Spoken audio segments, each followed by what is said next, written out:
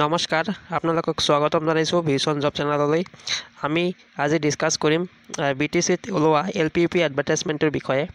আপোনালোকে জানে যোৱা 20 জুন তাৰিখে ৰাতি আমি এটা এডভাৰটাইজমেণ্ট চাবলৈ পাওঁ আৰু এইটো হৈছে LPUP এডভাৰটাইজমেণ্ট যি BTCত ওলাইছিল।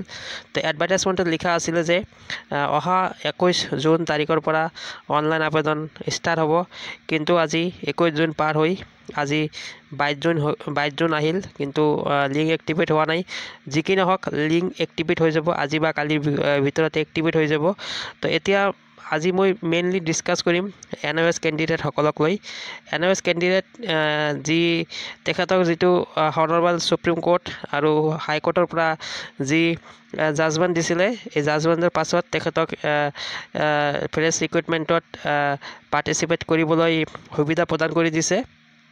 তো এই যিটো এডভাৰটাইজমেণ্ট আমাৰ BTC গভৰ্ণমেণ্টে ওলাইছে, ইয়াতে NOSক লৈ কি লিখা আছে আৰু NOS কেণ্ডিডেটসকলে কোনটো বস্তু মনোযোগ দিব লাগিব বেছিকৈ, সেইকেইটা আমি আজি অলপ ডিছকাছ কৰিম। তো মুঠতে আমি যদি এই এডভাৰটাইজমেণ্টখন চাওঁ, ইয়াতে এটা পইণ্ট লিখা আছে NOSক লৈ।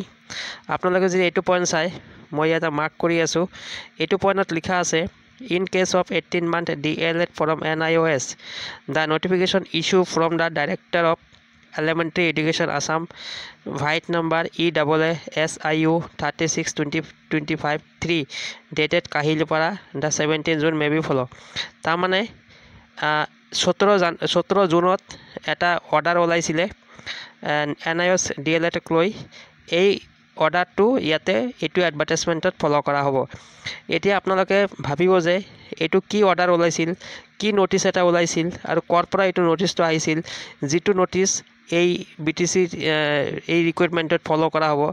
তো মই আপোনালোকক সেইটো নটিচো দেখুৱাই আছোঁ, যি নটিচ 17 জুন তাৰিখে ওলাইছিল আৰু এইটো নটিচ আহিছিল DEE ফালৰ পৰা, অৰ্থাৎ ডাইৰেক্টৰ অফ এলিমেণ্টাৰী এডুকেশ্যন। তো DEEৰ পৰা এই 17 জুনত কি নটিচটো ওলাইছিল আৰু এই NOS কেণ্ডিডেটসকলক লৈ কি কি ইয়াতে লিখা আছিলে আৰু কি কি ডকুমেণ্টৰ কথা কৈছে, মই আজি আপোনালোকক দেখুৱাই আছোঁ। চৰি, কেইটামান ছেকেণ্ড চাউণ্ড ৰেকৰ্ড হোৱা নাই।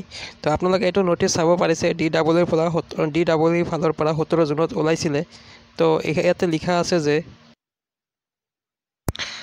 In a view of the judgment of Honorable Supreme Court of India, past 10/12/2024, in review petition 2024 in civil appeal number, in case of Vishwanath and other, Bhas State of Uttarakhand, the application who have successfully submitted their online applications with 18-month DLED from NIOS. তো এইখিনি লিখা আছিলে।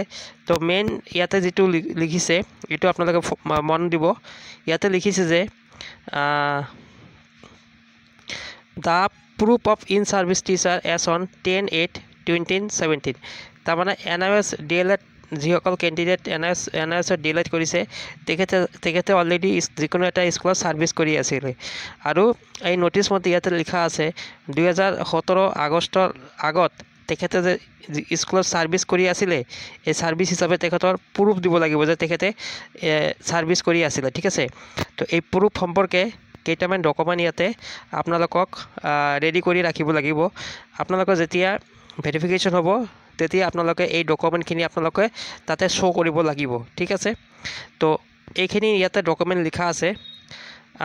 আমি যদি চাওঁ ডকুমেণ্টখিনি কি কি লাগিব, কি কি আপোনালোকৰ ৰেডি কৰিব লাগিব, স্পেচিয়েলি ফৰ NIOS কেণ্ডিডেটসকলক। তো ইয়াতে লিখিছে appointment letter and accepted joining report of the application.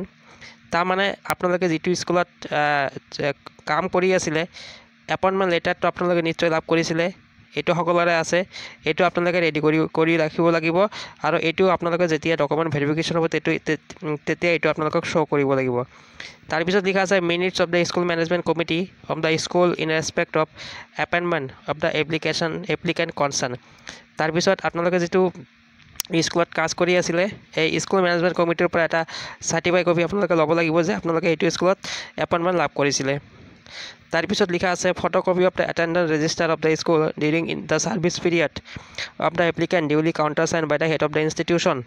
তাৰমানে ইয়াতে কৈছে আপোনালোকে যে স্কুলত কাম কৰি আছিলে আপোনালোকেতো এটেণ্ডেন্স দিছিলে নিশ্চয়, সেই এটেণ্ডেন্স ৰেজিষ্টাৰটো আপোনালোকৰ পৰা চাব বিচাৰিছে আৰু এইটো হৈছে হেড অফ দ্য ইনষ্টিটিউশ্যনৰ দ্বাৰা যি হেডমাষ্টাৰ থাকে বা প্ৰিন্সিপাল থাকে তাৰ কাউণ্টাৰ চাইন আপোনালোকে ল'ব লাগিব। ঠিক আছে, ইয়াতে লিখা আছে। 2 নম্বৰ পইণ্টটো লিখা আছে certificate issue by the school authority specifying the service of the applicant in the school as on 10/8/2017।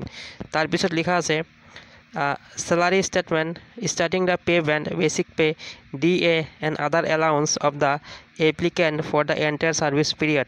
তাৰমানে আপোনালোকে যিমান দিন চাকৰি কৰি আছিলে সেই সিমান দিনৰে আপোনালোকে চেলাৰী ষ্টেটমেণ্ট আপোনালোকে এইটো ৰেডি কৰিব লাগিব। আপোনালোকে যিটো স্কুলত কাজ কৰি আছিলে আপোনালোকে কিমান চেলাৰী পাইছিলে এইটো ষ্টেটমেণ্ট এইটো আপোনালোকে ডকুমেণ্ট ৰেডি কৰিব লাগিব। ডকুমেণ্ট ভেৰিফিকেশ্যন সময়ত আপোনালোকৰ প্ৰয়োজন হ'ব। তাৰপিছত লিখা আছে UDISE record as a proof that the application was in service 10/8/2017। তাৰপৰা আপোনালোকৰ ইউডাছ ৰেকৰ্ডটো আপোনালোকে থাকিব লাগিব, যাৰ জৰিয়তে আপোনালোকে প্ৰুফ দিব পাৰিব যে আপোনালোকে 2017 আগষ্টৰ 10 আগষ্টৰ আগতে আপোনালোকে সেইটো স্কুলত কাম কৰি আছিলে। ঠিক আছে, এইটো 2 নম্বৰ পইণ্ট। 2 নম্বৰ পইণ্টটো লিখা আছে admission record admission slip of DLED course through NIOS। মানে আপোনালোকে যেতিয়া NIOSত এডমিশ্যন লৈছিলে সেই সময়ত এডমিশ্যন যিটো আছিলে এডমিশ্যন ৰেকৰ্ড যিটো আছিলে সেইটো আপোনালোকে ৰেডি কৰি ৰাখিব লাগিব। এইখিনি ডকুমেণ্ট ভেৰিফিকেশ্যন সময়ত আপোনালোকৰ প্ৰয়োজন হ'ব বা আপোনালোকৰ পৰা বিচাৰিব। 3 নম্বৰ পইণ্টটো ইয়াতে লিখিছে আপোনালোকে যে 18 মান্থ ইয়াতে লিখিছে 18 মান্থ DLED কোৰ্চ লিখিছে। আপোনালোকে 18 মান্থ DLED চাৰ্টিফিকেট যিটো লাভ কৰিছে NIOSৰ পৰা, ঠিক আছে, এইটো কমপ্লিটেড হ'ব লাগিব বিফ'ৰ 1/4/2019 1/4/2019 আগতে এইটো কমপ্লিটেড হ'ব লাগিব। তো এইখিনি ইয়াতে যি নটিচত লিখা আছে এইখিনি ফ'ল' কৰিব। BTCত যি এডভাৰটাইজমেণ্ট ওলাইছে যে যেতিয়া ডকুমেণ্ট ভেৰিফিকেশ্যন হ'ব তেতিয়া আপোনালোকে এইটো শ্ব' কৰিব লাগিব। ঠিক আছে, তো আপোনালোকে এই নটিচটো পাই যাব DEE ৱেবছাইটত গৈ ধুনীয়াকৈ দিয়া আছে। তো আপোনালোকে এইখিনি ৰেডি কৰি ৰাখক। খুব কম দিনৰ ভিতৰতে ভেৰিফিকেশ্যন ষ্টাৰ্ট হ'ব আৰু এপইণ্টমেণ্ট দিয়া হ'ব। লিংক যদিও এক্টিভ হোৱা নাই মই ভিডিঅ' বনোৱালৈকে, আজি হ'ব পাৰে, যিকোনো সময়ত লিংক এক্টিভেট হৈ যাব পাৰে। আৰু আপোনালোকে জানে 3 জুলাইলৈকে আপোনালোকে অনলাইন কৰিব পাৰিব। 3 জুলাইলৈকে যদি আপোনালোকে অনলাইন কৰিব পাৰে, অনলাইন কৰাৰ পাছত কিছুদিন পাছতে আপোনালোকে চাব ডকুমেণ্ট ভেৰিফিকেশ্যনৰ কাৰণে নটিচ দিয়া হ'ব আৰু ডকুমেণ্ট ভেৰিফিকেশ্যন হ'ব। আৰু ডকুমেণ্ট ভেৰিফিকেশ্যন লগে লগে তাৰপাছত মেৰিট লিষ্ট ওলাব। আপোনালোকে চাব মেৰিট লিষ্ট ওলোৱাৰ পাছতেই এপইণ্টমেণ্ট দিয়া হ'ব। ঠিক আছে, তো এইখিনি ইনফৰমেশ্যন আমি স্পেচিয়েলি ফৰ NIOS কেণ্ডিডেটসকলক দিব বিচাৰিছোঁ ইয়াতে। আপোনালোকে যদি পাৰে ভিডিঅ'টো শ্বেয়াৰ কৰি দিব আৰু নতুনকৈ যদি চেনেলত আহিছে নিশ্চয় চেনেলটো ছাবস্ক্ৰাইব কৰি দিব। ধন্যবাদ, মই ভিডিঅ'টো ইমানতে সামৰিছোঁ।